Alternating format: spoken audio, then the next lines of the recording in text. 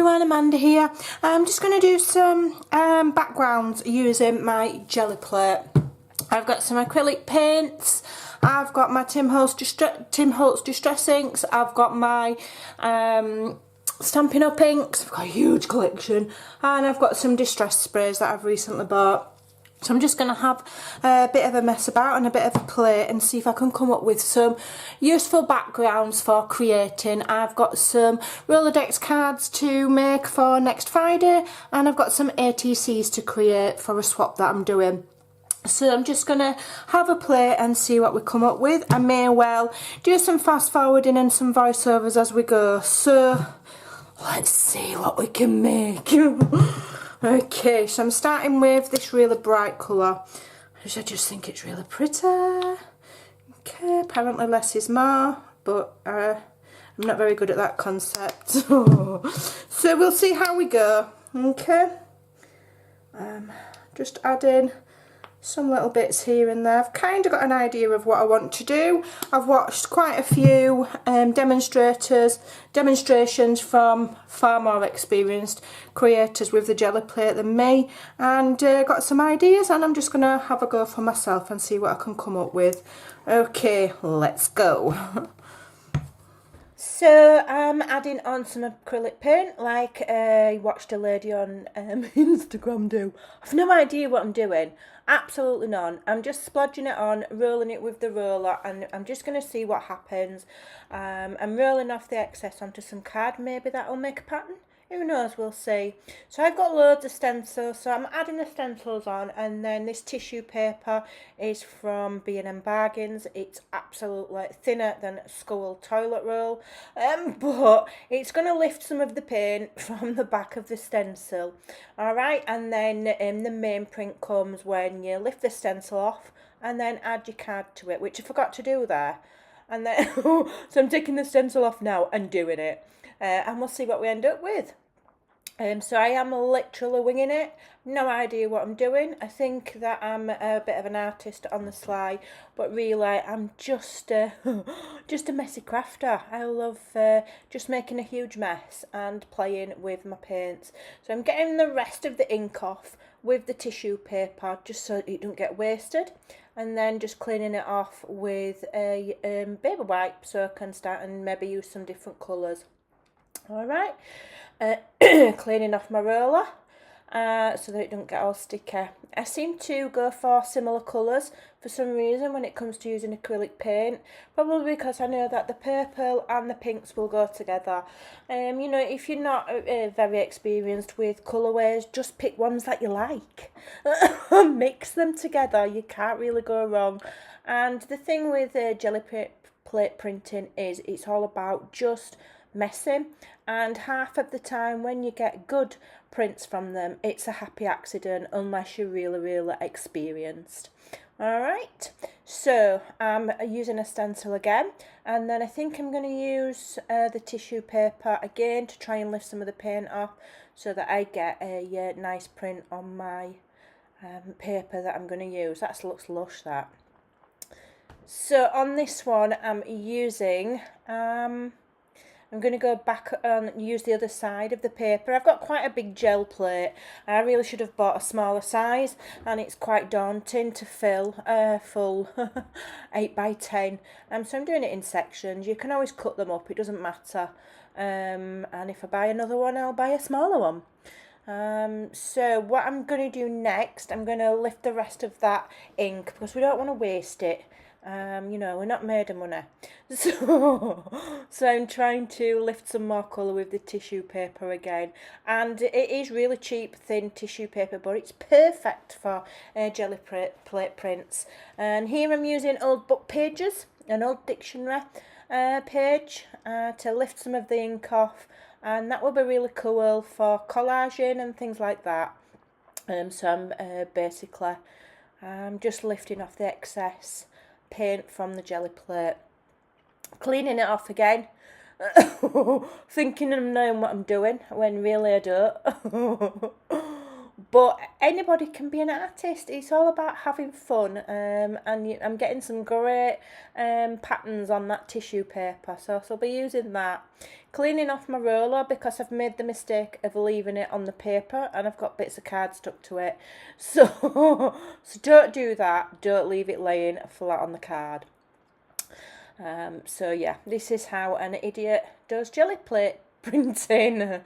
So now I'm going to have a go with some different stuff. I've done the acrylic paint, now I'm going to try some distress inks. I think this one is Broken China. I absolutely love distress inks because they're a nice soft colour, and I'm mixing them with some other water-based inks, Stampin' Up ones, and that is Bermuda Bay, I think. Beautiful, beautiful colours. I'm going for similar greens and blues because I know what I'm going to use at the end, which is going to be one of my new Distress Oxide sprays. So I'm kind of trying to find things that go together, similar colours so that it don't clash. Adding some water to make obviously the distress ink react. And then I think I'm going to come in with the brushes, and I'm just sprinkling some on. Okay, I absolutely love brushes because then you just spray a bit of water and they just spring to life and they're brilliant. The trick is not to add too much water and end up with just a big soppy mess. The card I'm using, I don't have any special mixed media kind of card. This is just general white cardstock. Okay, and then smoosh that on there and give it a nice press. And then pull it gently, and I absolutely love the way this print turned out. That is absolutely beautiful, and that's the kind of results I want all the time. I don't always get them. Sometimes it's brilliant, and sometimes, you know, it can be a bit hit and miss. Look, I'm excited there because that one turned out nice. So this next one is a kind of indicative of how it can not really work. So I've used some water-based inks again, and the lovely, lovely colours, and I've gone with pinks. Different shades of quite bright pink, thinking that it would be absolutely wonderful.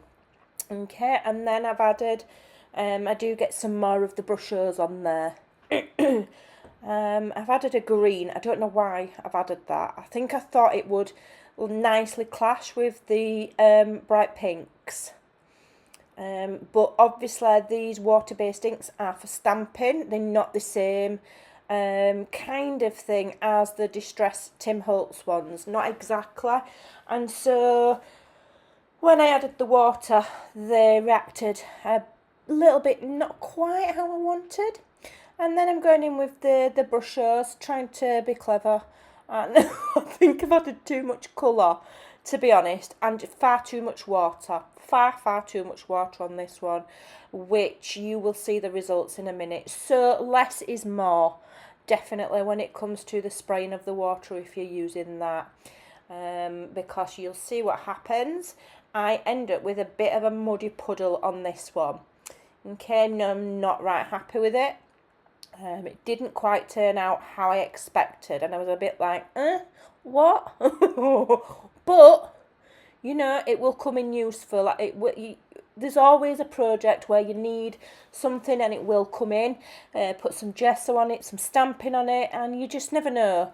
So again, I'm cleaning it, trying to keep it clean, trying not to get it all discoloured and manky, although, you know, inevitably it probably will. And there's not a right lot you can do about it. So I'm drying this one off with the heat gun. So you can see there that the colours have mingled a little bit too much, and that is purely because I have added way too much water. So there you go, learn by my mistakes and don't add too much water. I think maybe if you hold the spray bottle a little bit higher up so that you're getting a mist rather than saturating, I really do think that is the better option. Okay, so, you know, you can learn from my mistakes and use fine mists, not a heavy downpour, as it were. But it will still come in really, really useful. So I'm drying it off and drying it off. Drying takes forever because I've used too much water. I could have dried it on my heater, but I don't want to get paint on it. And then I'm just drying off the one that I really like. I'm going to probably use the blue and the green one the most, and that is the one that I will end up using predominantly for the project that I had in mind when I started playing with the jelly plate. I really do recommend getting one. They're awesome fun. You've just not got to be downhearted if you end up with some that aren't brilliant, because it is all about experimenting, and the more experience you get, the more you'll be able to gauge how things are going to work and get more predictable results. At the moment, I'm still at the idiot with a jelly plate kind of stage, but you know what? I don't care because it's really, really fun. So I'm trying again with this stencil, which I absolutely love that. And lifting off the excess paint with some more of the dictionary page. I think it's an encyclopedia actually. I'm loving how that's turning out. That's really gonna come in nice for a collage or something.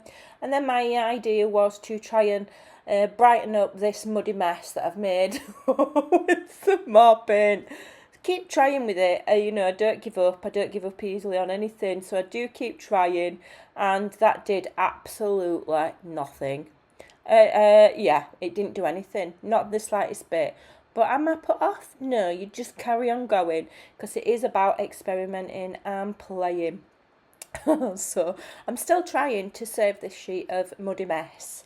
I think after I've done this, I do give up and move on. Yeah, I've given up. I've given up on that page. It's a bit of a disaster, but it doesn't matter. I'm not deterred, and I will keep going. Dear me. So I'm just drying my table because obviously I completely and utterly drenched it when I was doing that muddy mess. So I'm just drying it off a bit now, and I'm going to add some more background to the ones that I feel have been successful, which is the one in the blue and the green tones, that one there with some hints of purple. So I'm using some of my brand new Distress inks. They are the Distress Oxides, my latest toy. Yeah, it took me about half an hour to get the wrapper off. I nearly chopped my arm off trying to get the plastic off. And then I think I ended up using my teeth. So yeah, just be careful when you're removing that plastic, because it's not easy to get off at all. Don't use your teeth as a tool. There's my next tip. So I'm giving it a shake because you will clearly see if you get these, it's like separated, and you've just got to give them a bit of a mix. So I'm using my very most favouriteest in the world ever, Tim Holtz Flourish stencil. I love it. I'm just going to tack it down with some washi tape because I don't want it to move.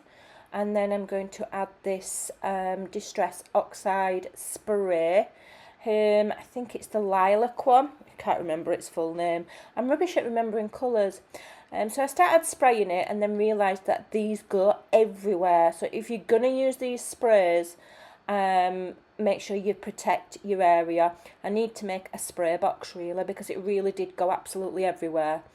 So you can see me mopping it up. I don't want to waste it. They're not cheap. So I've removed that, and I absolutely love how those colours have layered up. I love how the oxides there have worked. I've added a bit more water to kind of activate it, and that dries and it doesn't mix with the other colours and go muddy. The Distress Oxide lays nicely on the top, and it gives it a very nice distinct coloured layer rather than just mingling in like a mess. So I'm really impressed with that. Absolutely love it. So yeah, I proper feel like I know what I'm doing now with this, especially with this piece here. This is my success piece, and I will probably do some ATCs with this one. I love it. So I'm just doing the same thing because I know it's worked. If you know something's successful, do it again. So I'm spraying that on there. I'm probably spraying way too much. There's far too much product there. Way too much. I think I'm covering the fourth bridge.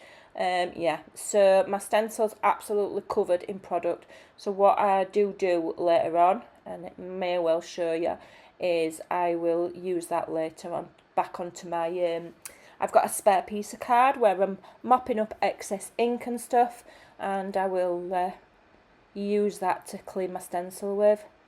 So I'm just drying that off so that those colours stay as they are. I don't want them to move, I don't want them to react with the water any further. I just want it to stay as it is, because I really like it and I don't want to ruin it. Because it's really a little bit of a fluke, to be honest. I've got a nice page and I don't want to spoil it. So yeah, as soon as you do get to the stage that you're happy with the colours, get the heat gun on it and set the inks so that they don't react any further. Alright, and then keep it away from the water.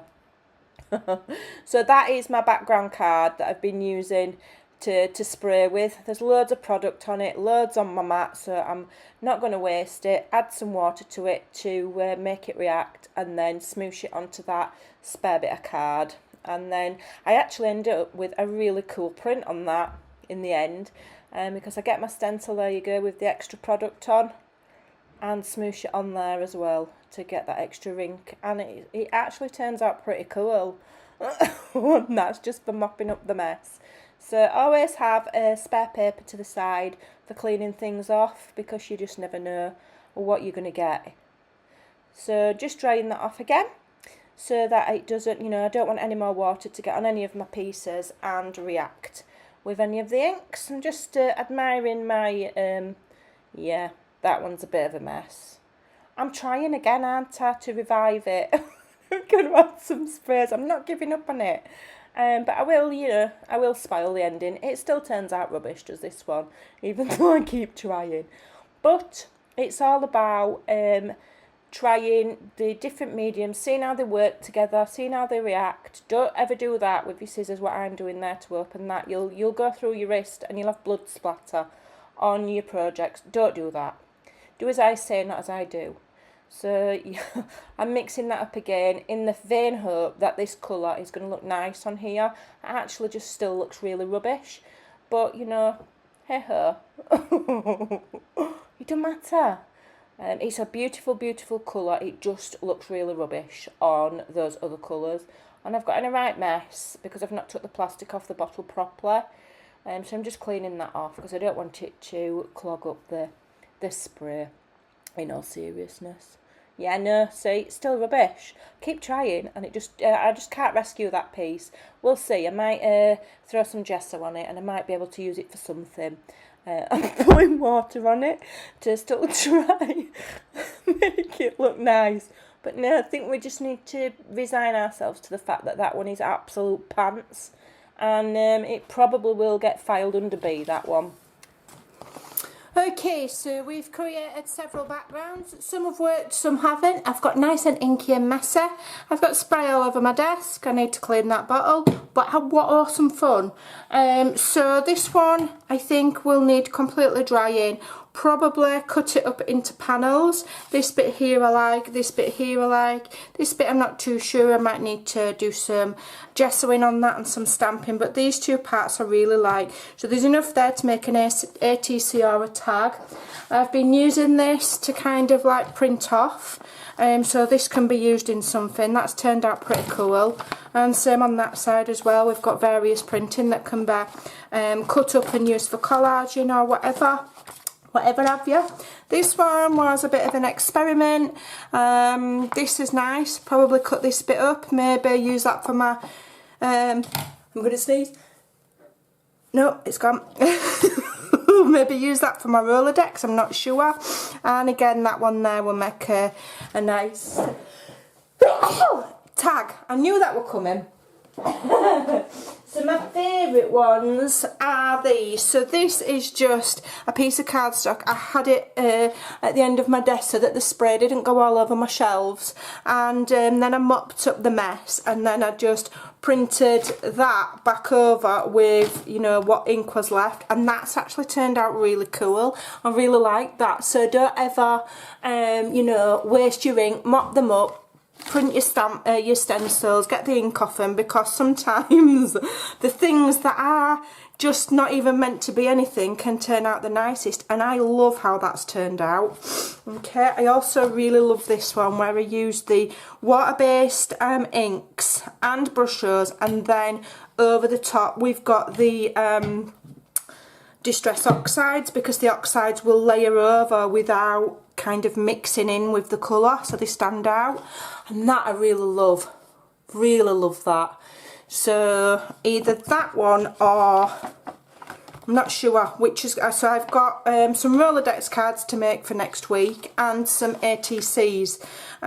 So you will be seeing these backgrounds come in very, very soon. But yeah, it's all about just playing and see what you come up with. Some things don't work out too brilliant. That one's a bit of a mess, bit of a disaster. But then these are awesome. Love them. So get your inks out. If you don't have a jelly plate, you can always just put inks direct on a non-stick surface and dab on. You can still use your stencils, you can use acrylic paints, you can use whatever. So go and have some fun. Thanks for watching me make a huge mess. I better go and clean up. See you again soon. Next time you see me, I'll turn these into things. Alright then, bye.